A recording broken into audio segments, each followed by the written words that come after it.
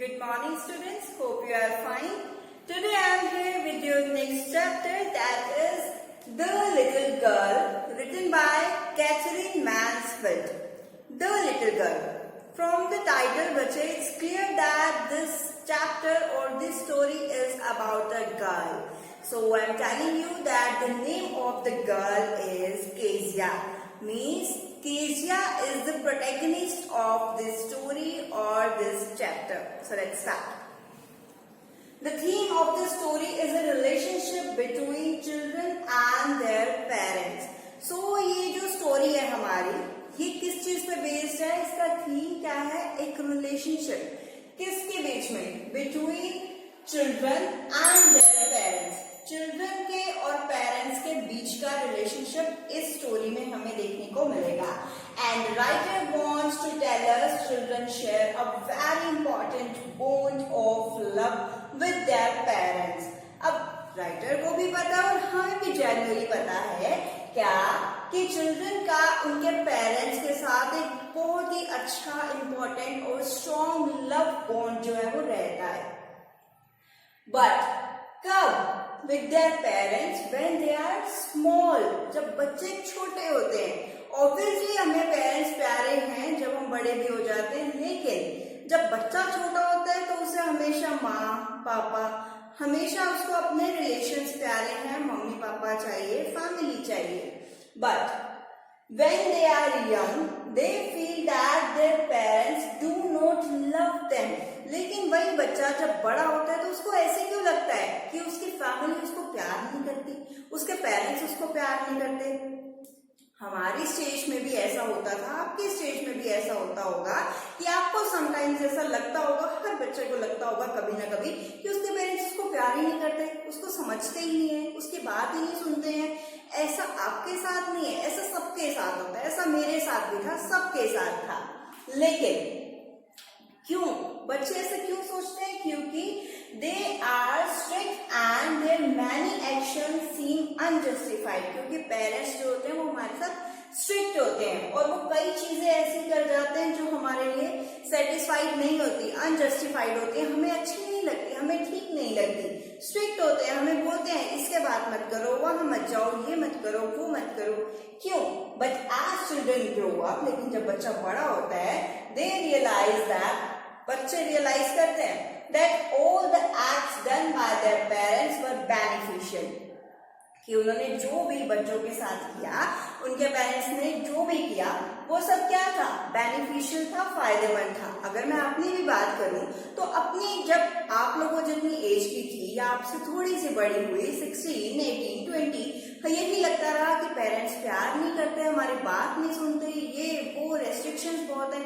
लेकिन इस स्टेज पे आके सबको रियलाइज हो जाता है कि पेरेंट्स जो भी करते हैं वो अच्छा करते हैं, हमारे भले के लिए करते हैं, हमारे लिए फायदेमंद होता है. And beneath the strictness lies a heart full of love. और उनकी सारी स्ट्रिक्टनेस के नीचे, उनके नीचे क्या है? अ हार्ट, एक प्यारा सा दिल है, छोटा सा दिल है जिसमें बहुत सारा प्यार भरा हुआ है हमारे लिए. अब वो चीज हमें देखनी है, हमें समझनी है कि हमें ये चीज अभी समझ में आ रही है या बाद में समझ आएगी. लेकिन उनका प्यार बचपन में भी वैसा था और अब भी वैसा है. जरूरत है बच्चे हमें समझने की. तो ये सारे की सारा जो है, ये सारा थीम, ये सारी स्टोरी, सब चीजों के रिगार्डिंग जो भी है वो सब इस चैप्टर में हम लोग पढ़ेंगे. So let's start reading the chapter.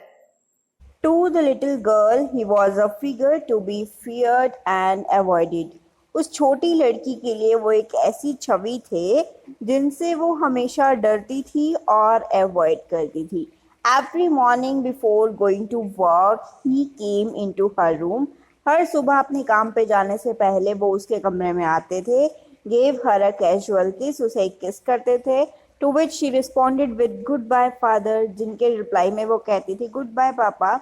And oh, there was a glad sense of relief when she heard the noise of carriage growing fainter and fainter down the long road.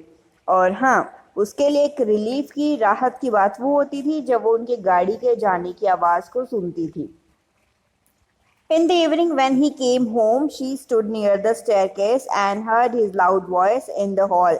Bring my tea into the drawing room. Hasn't the paper come yet? Mother, go and see if my papers out there and bring me my slippers. अब शाम को जब वो आते थे तो जो ये केजिया थी वो अब इसका रूम ऊपर होगा तो ये ऊपर ही खड़ी रहती थी स्टेयरकेस के पास, सीढ़ियों के पास, और आवाज़ सुनती थी अपने पापा की। उनके पापा जोर से बोलते थे कि मेरे लिए चाय लेके आओ, ड्राइंग रूम में लेके आना, और अभी तक न्यूज़पेपर नहीं है क्या। अब वो डर जाती थी और वो अपनी मम्मी को बोलती थी, मम्मा देखना मेरे कुछ पेपर्स वहाँ तो नहीं पड़े हुए, वो मुझे ला दो, और मेरे स्लीपर्स भी वहाँ पे पड़े हुए थे, ला दो please.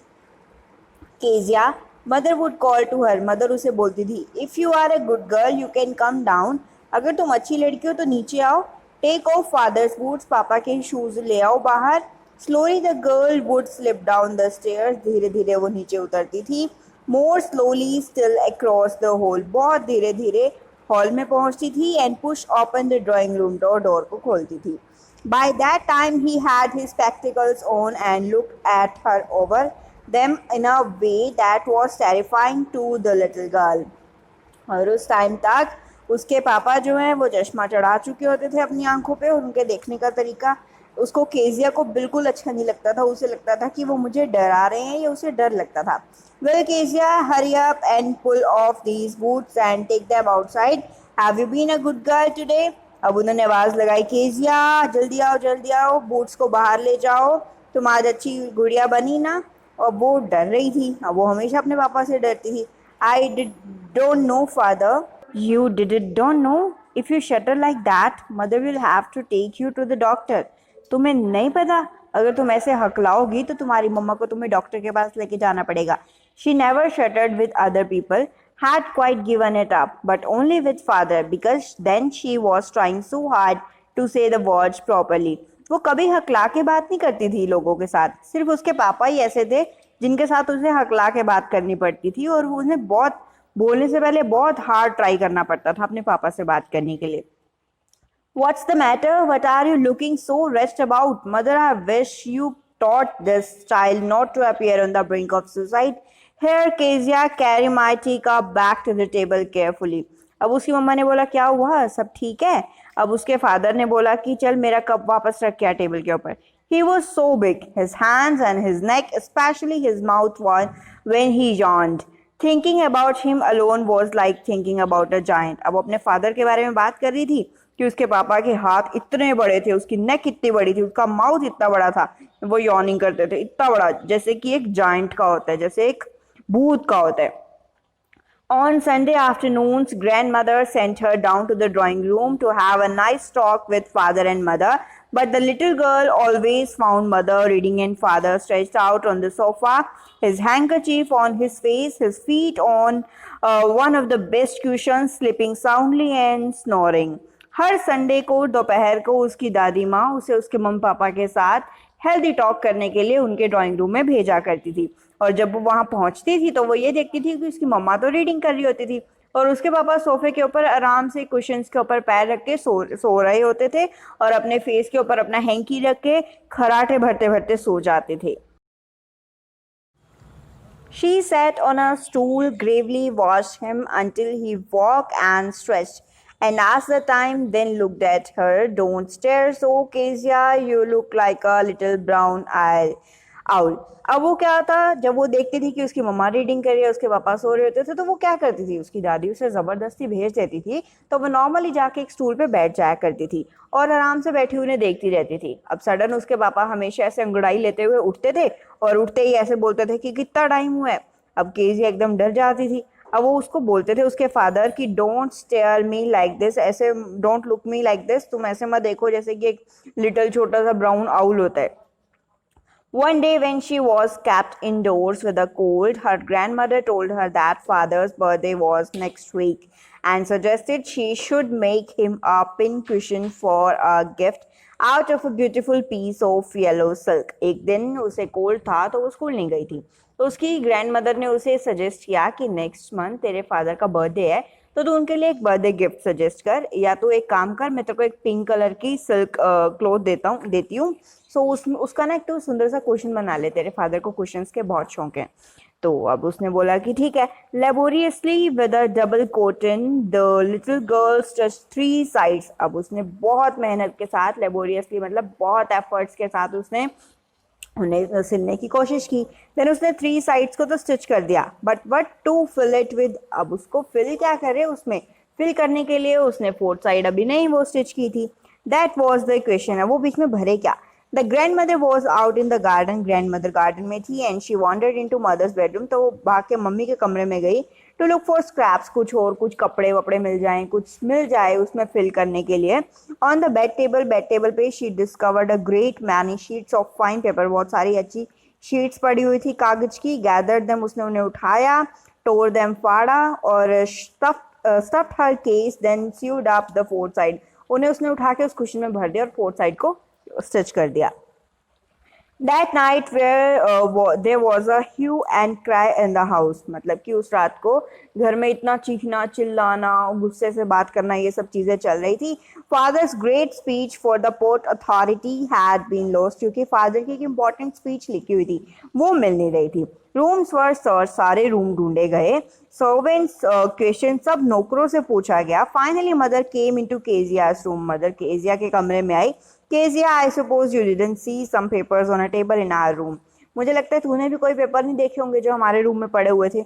Oh yes, she said, I tore them up for my surprise, मैंने उन्हें फाड़ दिया अपने सरप्राइज के लिए। व्हाट, स्क्रीम मदर, मदर चिल्लाई। Come straight down to the dining room this instant, अभी फटाफट नीचे आ।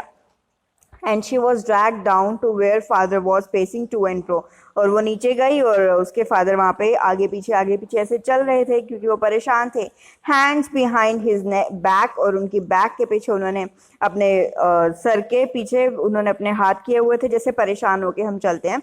Well he said sharply, mother explain. He stopped and stared at the child, उन्होंने वो कुछ कहने ही लगे थे कि मम्मी ने उन्हें ही स्टॉप, वो रुके और उन्होंने चाइल्ड को देखा। घूरा, डिड यू डू दैट, तूने ऐसा किया। नो, शी विस्पर्ड, उसने नो बोलने की कोशिश की। Mother, go up to her room and fetch down the damn thing, see that the child is put to the bed instant, अब उसकी मम्मी ने क्या किया, उसको बोला कि तू जा और वो लेके आ, और मम्मी उसके गई वहां पे और उन्होंने सारे उसके पेपर्स जो हैं वो नीचे लाए। This is enough for today's class. I think you got all my points and you will try the worksheet which I am sending to you. In the next class, we will continue the chapter. Till then, take care, stay safe.